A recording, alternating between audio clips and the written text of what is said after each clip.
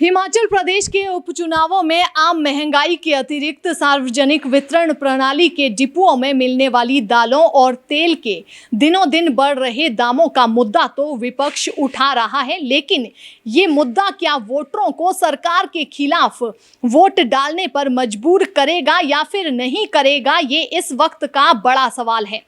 हिमाचल प्रदेश में इन दिनों मंडी लोकसभा, सोलन जिला में अर्की, कांगड़ा जिला में फतेहपुर और शिमला जिला में जुब्बल कोटखाई की विधानसभा सीटों पर उपचुनाव वहां के जनप्रतिनिधियों के देहांत के कारण हो रहे हैं। मंडी संसदीय क्षेत्र बहुत बड़ा है, जिसमें 17 विधानसभा क्षेत्र आते हैं, जिसके चलते 8 जिलों में कोड ऑफ कंडक्ट लग गया है। मंडी, कुल्लू, लाहौल स्पीति, किन्नौर, चंबा, शिमला इसमें शामिल है। सोलन, शिमला और कांगड़ा जिले में एक एक विधानसभा सीट पर उपचुनाव हो रहा है।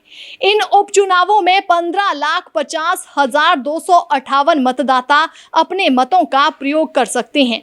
ये कुल मतदाता का 1/3% है। इसीलिए कई राजनीतिक विश्लेषक इन उपचुनावों को 2022 के विधानसभा चुनावों का सेमीफाइनल मान रहे हैं। इन उपचुनावों में 18 से 19 साल की आयु वर्ग के 37,911 मतदाता वोट डालेंगे। इनमें मंडी में कुल 31,708, फतेहपुर में 2,069, अर्की में 2,556 और जुब्बल कोटखाई में 1,578 युवा मतदाता है। इन उपचुनावों के लिए 2,796 मतदाता केंद्र बनाए गए हैं, जिसमें 312 सहायक मतदान केंद्र होंगे और 2,484 सामान्य मतदान केंद्र होंगे।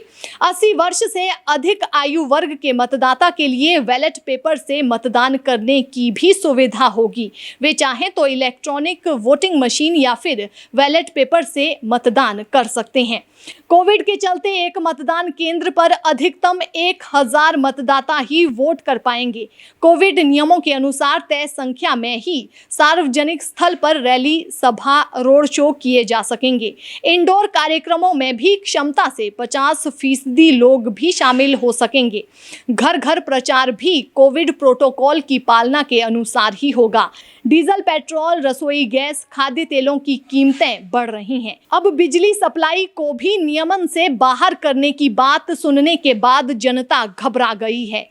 पीडीएस के तहत सस्ता राशन भी महंगा हो गया है। दालों में 15 से 20 रुपए प्रति किलो और खाद्य तेलों में 80 रुपए लीटर की बढ़ोतरी हो चुकी है। मुख्य विरोधी पार्टी कांग्रेस मुद्दे को उठा तो रही है, लेकिन जिस तरह से ये मुद्दा उठाया जा रहा है वो कितना प्रभावशाली है ये तो चुनावी नतीजे ही बताएंगे। लेकिन डीजल, पेट्रोल को आम बाजार में सभी वस्तुओं के मूल्य जिस तरह से 25 से 30% बढ़े हैं, उनसे लगता है कि सत्तारूढ़ दल भाजपा के लिए उपचुनाव रिकॉर्ड अंतर से जीतना बहुत मुश्किल होगा।